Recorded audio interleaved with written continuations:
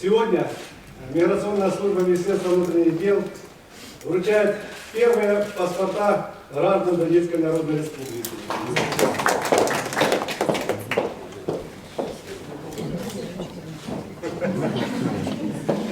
Для вручения паспорта приглашается Свеженцев Илья Дмитриевич.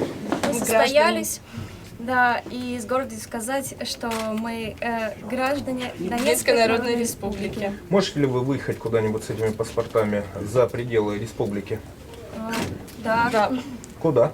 Например, в Российскую Федерацию. Ну, это уже плюс большой. Сможете поступить в институты, в университеты на территории Это России. уже не мало значит, что мы можем туда выехать. А куда вы собираетесь поступать, если не секрет? Мы уже Мы поступили. поступили, учимся. Поступили, а где? В Донецкий национальный университет. Поздравляю вас. Александр Ильич, какова его стоимость и для жителей республики? 250 рублей. Вы можете его не получать, но вы не являетесь гражданином Донецкой Народной Республики. Вы не имеете права участвовать в выборах без этого паспорта. Понимаете, о чем я говорю? Есть паспорт, есть выборы. А когда будут выборы?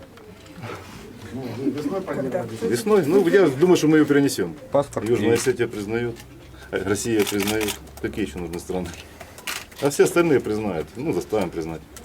Что с украинским паспортом будет?